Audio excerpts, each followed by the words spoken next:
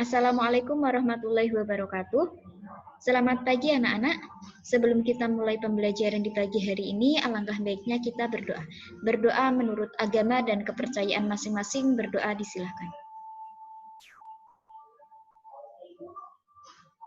Berdoa selesai. Ya, bagaimana kabarnya anak-anak? Sehat? Semoga kita senantiasa diberikan kesehatan oleh Allah Subhanahu wa taala. Sudah siap untuk melanjutkan pembelajaran? Silahkan kalian persiapkan buku catatan kalian, alat tulis, dan buku paket mengenai materi biologi kelas 11. Nah, untuk presensi kehadiran, silahkan kalian isi di kolom komentar dengan format nama, kelas, dan nomor absen kalian. Kalau sudah siap, Ibu lanjutkan materi pembelajarannya. Nah, di sini ada pertanyaan. Sebenarnya hidup itu untuk makan atau makan untuk hidup?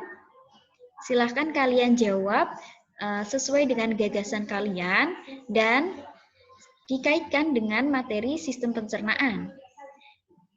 Dan kemudian ada pertanyaan, mengapa kita perlu makan? Apa fungsi makanan bagi tubuh kita? Lalu, bagaimana tubuh memproses makanan yang kita makan? Nah, untuk menjawab pertanyaan-pertanyaan itu, silakan kalian saksikan, kalian simak materi yang Ibu sampaikan dan pahami, yaitu materi mengenai sistem pencernaan. Nah, dalam pembelajaran ini diharapkan siswa dapat menganalisis kebutuhan zat makanan yang diperlukan oleh tubuh, siswa dapat menghitung kebutuhan energinya setiap hari, siswa dapat menganalisis hubungan antara saluran dan kelenjar pencernaan dalam bioproses pada sistem pencernaan, dan siswa dapat menyajikan laporan hasil uji zat makanan. Lalu, apa sih manfaatnya kalau kita mempelajari itu semua? Ya, tentunya demi kesehatan kita sendiri, dengan mengetahui kebutuhan energi kita setiap hari, maka kita dapat memenuhinya sesuai dengan kebutuhannya, sehingga diharapkan memiliki tubuh yang seimbang, ideal, dan sehat tentunya. Selain itu, kita juga dapat membuat produk makanan yang dikaitkan dengan kebutuhan energi kita, sehingga dapat menambah nilai ekonomi dan lebih bernilai dibanding dengan makanan yang asal-asalan. Nah, dilanjutkan saja. Dalam sistem pencernaan ini meliputi ada fungsi zat makanan, saluran pencernaan, kelenjar pencernaan, serta gangguan dan kelainan pada sistem pencernaan. Nah, fungsi zat makanan meliputi ada karbohidrat, protein, vitamin, lemak, air, dan mineral. Dan saluran pencernaan antara lain ada mulut, di mulut ada gigi, lidah, serta kelenjar ludah. Kemudian setelah di mulut akan menuju ke kerongkongan, lambung, usus halus, usus besar, dan anus. Nah, apa sih pencernaan makanan itu? Ya, merupakan proses perubahan makanan, zat makanan makromolekul menjadi mikromolekul, sehingga dapat diserap oleh tubuh, yang dilakukan oleh saluran dan kelenjar pencernaan. Nah, di sini ada gambar orang yang terlihat lemas. Nah, ini bisa jadi disebabkan karena individu ini belum makan, sehingga tubuh menjadi lemas. Nah, di sini juga ada gambar apa ini?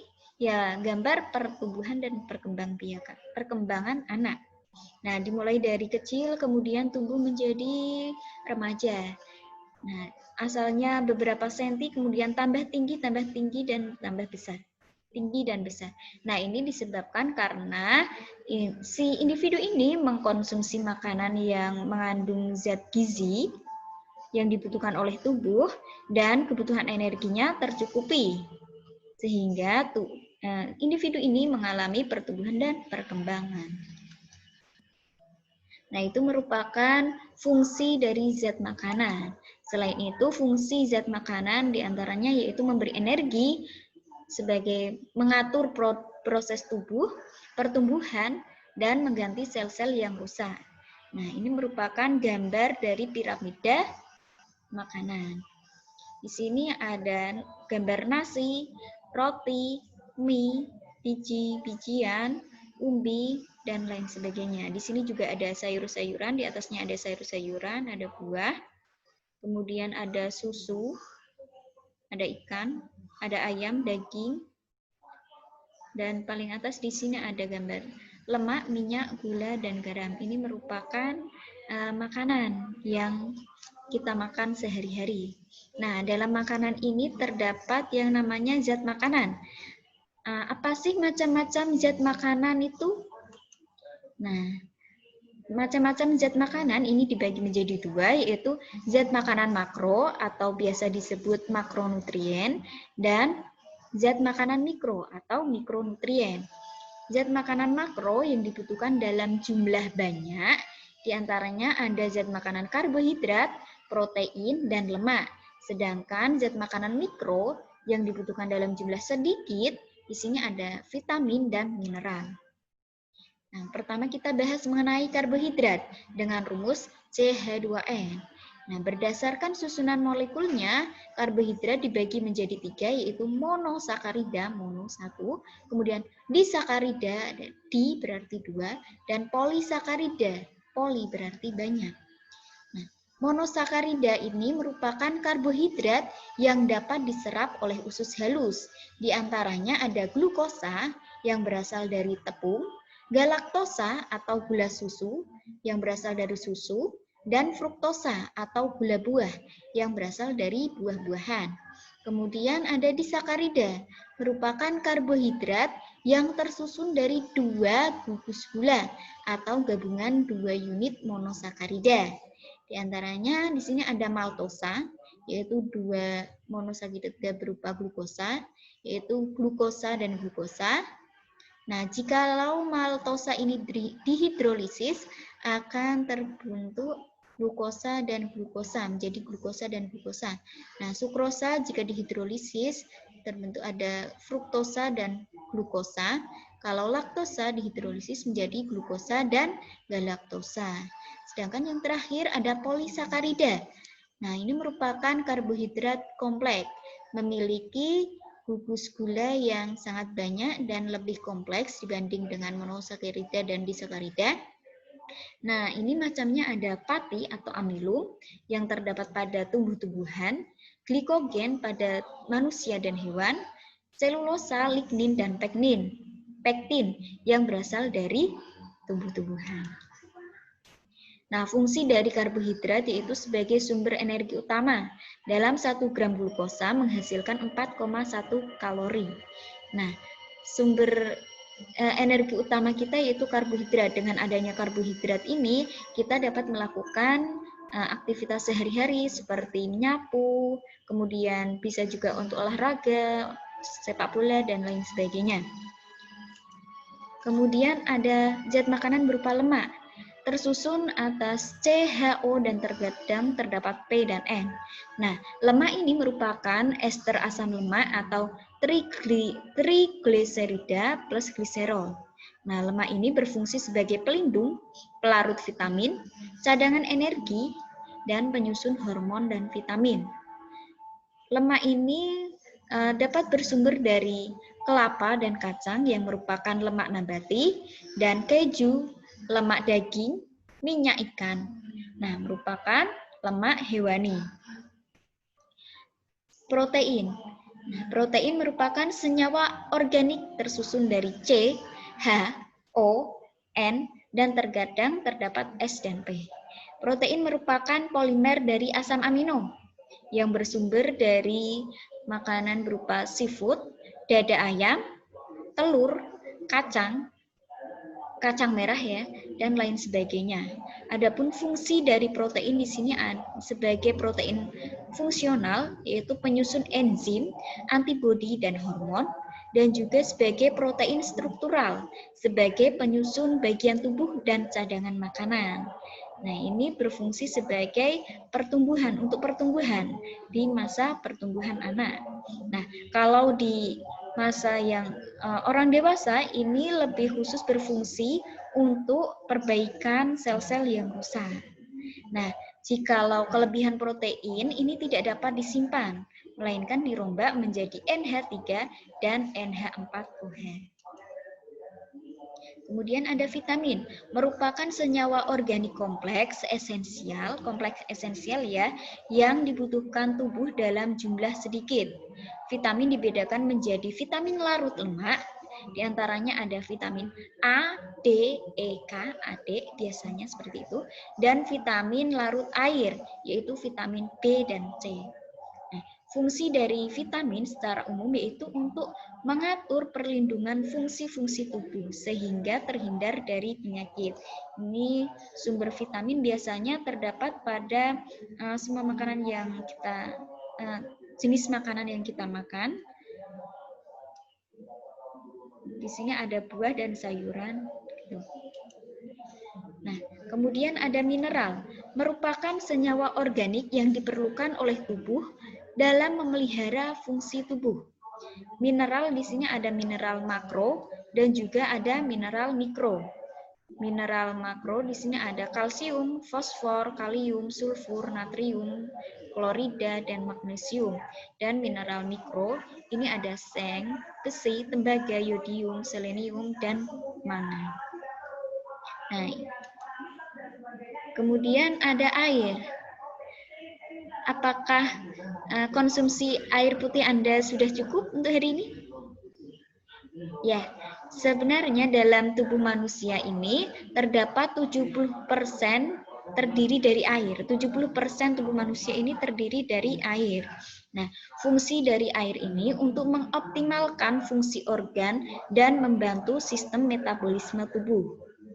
Nah, kebutuhan air setiap manusia itu beda-beda, setiap orang itu berbeda-beda. Nah, untuk rumusnya di sini ada berat badan kilogram kali 30 ml untuk asupan air tiap hari. Nah, kemudian selain zat-zat makanan itu, kita juga perlu mengetahui mengenai zat aditif. Zat aditif merupakan zat tambahan makanan berupa bahan pewarna, pengawet, perasa, penyedap, dan pemanis. Zat aditif ini ada yang alami dan juga ada yang buatan. Yang alami ada pandan, kunyit, jahe, garam, dan lain-lain. Sedangkan yang buatan di sini ada borak atau formalin, vetsin atau monosodium glutamat, dan lain-lain. Nah, selanjutnya kita akan mempelajari mengenai kebutuhan dan kecukupan energi. Energi itu berasal dari zat gizi yang bersumber utama dari karbohidrat, protein, dan lemak.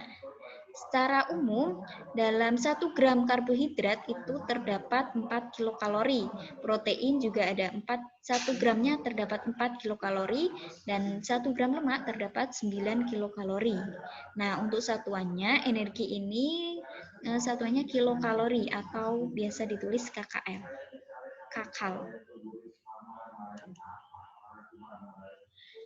Nah, total kebutuhan energi setiap hari atau TEE yang singkatan dari Total Energy Expenditure ini merupakan BEE kali faktor aktivitas kali faktor stres. BEE biasa disebut dengan BMR. Nah, adapun faktor aktivitas di sini ada istirahat di tempat tidur diganti dengan angka 1,2, aktivitas ringan 1,3 dan seterusnya. Dan untuk faktor stres di sini ada kelaparan ringan, untuk angkanya ada 1, poinnya ada 1, pemulihan pasca operasi tanpa komplikasi 1, dan lain sebagainya. Nah, untuk menghitung PE atau BMR ini sendiri, nah berdasarkan Harris Benedict yang disederhanakan, wanita BMR-nya itu 655,1 ditambah 9,6 kali BB berat badan ditambah 1,9 kali TB tinggi badan dikurangi 4,7 kali usia. Sedangkan untuk laki-laki BMR-nya yaitu 66,5, rumusnya 66,5 ditambah 13,8 kali BB berat badan ditambah 5,0 kali TB dikurangi 6,8 kali usia. Nah, setelah didapatkan BE atau BMR-nya ini, tinggal dikalikan faktor aktivitas dan faktor stresnya. Untuk angkanya disesuaikan sini. Nah, kita lanjutkan mengenai saluran dan kelenjar pencernaan. Nah, untuk saluran pencernaan ini meliputi mulai dari awal mulut, kemudian esofagus, kemudian menuju ke lambung, usus halus, usus besar, dan anus. Sedangkan untuk kelenjar pencernaan di sini ada kelenjar ludah, pankreas, dan hati. Nah, dalam pencernaan manusia maupun hewan, di sini ada istilah igesti, yaitu penghancuran mekanis yang terdapat di mulut, dibantu dengan adanya gigi, lidah, dan kelenjar ludah. Kemudian ada juga istilah propulsi atau yang didorong dengan adanya gerakan peristaltik yang terjadi di esofagus. Kemudian ada lagi istilah digesti yang terdapat di lambung, yaitu merupakan penghancuran makanan.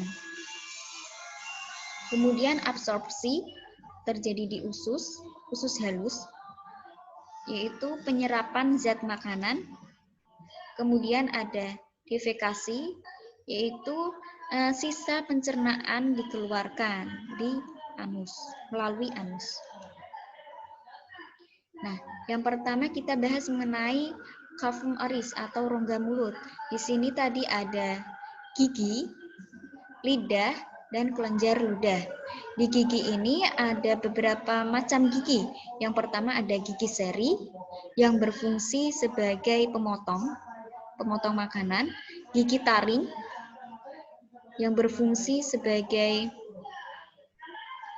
perobek yang merobek makanan, dan gigi geraham, ada gigi geraham depan dan belakang sebagai penghalus makanan. Kemudian lidah, di sini terdapat papila lidah yang berfungsi sebagai pengecap. Selain itu, lidah juga berfungsi sebagai perasa, kemudian ada yang berfungsi sebagai yang mengaduk makanan. Kemudian kelenjar ludah ini ada 3 sumber ya, ada 3 letaknya, kelenjar parotis, kemudian ada kelenjar submandibularis dan kelenjar sublingualis di sini. Setelah di mulut, makanan akan diteruskan menuju ke saluran esofagus. Setelah itu menuju ke ventriculus atau lambung. Di esofagus ini terjadi gerakan peristaltik, gerakan mendorong makanan menuju ke lambung. Nah, kalau di ventriculus ini terdapat enzim, yaitu ada HCl, pepsin, dan renin.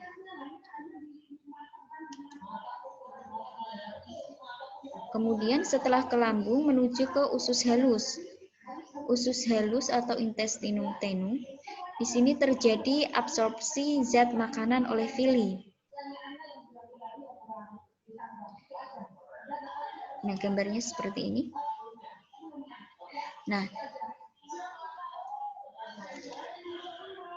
di usus besar, setelah makanan di usus halus itu sudah diserap, nanti akan terdapat ampas makanan yang tidak diserap yang dimasukkan ke kolon, di mana di dalam kolon ini terjadi penyerapan sisa makanan, produksi vitamin K, produksi feses atau pembusukan oleh Escherichia coli, dan setelah itu menuju ke rektum. Setelah menuju ke rektum, sisa makanan tersebut akan dikeluarkan melalui anus. Nah, anus ini memiliki 2 otot, yaitu tidak sadar pada bagian eksternal dan sadar pada bagian internal. Nah, jika feses yang menyentuh rektum merangsang relaksasi otot internal, maka akan timbul keinginan buat buang air besar. Nah, itu merupakan saluran pencernaan. Sedangkan kelenjar pencernaan yang di hepar ini berfungsi sebagai pengatur keseimbangan zat makanan dan produksi cairan empedu. Di vesika vilea ini sebagai kantung penyimpanan empedu. Garam empedu mengemulsi lemak dan bilirubin. Dan di pankreas sebagai penghasil insulin dan glukagon menjaga keseimbangan gula darah. Nah, untuk pencernaan dalam mulut, lambung, dan usus halus, di sini Ibu sajikan tabelnya. Di mulut, di sini terdapat saliva, ya, enzimnya amilase mengubah amilo menjadi maltosa. Di lambung terdapat pepsin, renin, amilase, tripsin, dan lipase. Dan di usus halus terdapat enterokinase, maltase, laktase, sukrase, dan peptidase. Nah, sekian. Nah, silahkan kalian ringkas, berikan kesimpulan mengenai pembelajaran yang sudah Ibu sampaikan dengan cara ketik di kolom komentar. Taruh di kolom komentar. Ya, Ibu bantu menyimpulkan ya. Tadi dalam yang Ibu sampaikan ada fungsi zat makanan, ada apa saja tadi disebutkan dan sebutkan fungsinya seperti apa dan sumbernya. Kemudian ada juga saluran pencernaan, ada apa saja, meliputi apa saja. Kemudian ada kelenjar pencernaan apa saja. Tuh. Nah, silahkan kalian mengelompok, setiap kelompok terdiri dari 4 sampai 5 siswa. Kemudian kalian unduh LKS yang Ibu sediakan di link yang di deskripsi YouTube. Nah, untuk kelompoknya silakan kalian membuat sesuai dengan nomor absen. Ya, setiap kelompok tadi 4 sampai 5 orang. Yaitu untuk menguji zat makanan. Nah, setelah itu kalian buat laporannya dengan susunan. Yang pertama ada landasan teori, yang pertama ada tujuan, kemudian landasan teori, alat bahan, cara kerja, hasil pengamatan, dan yang terakhir, kemudian setelah hasil pengamatan, pembahasan. Setelah pembahasan, di situ ada kesimpulan dan jawab pertanyaan yang ada di LKS. Nah, setelah ini silahkan kalian isi post-test yang Ibu sediakan yang ada di Google Form, linknya di deskripsi YouTube. Sekiranya cukup sekian dari Ibu, kurang lebihnya mohon maaf. Wabillahi taufiq wal hidayah. Wassalamualaikum warahmatullahi wabarakatuh.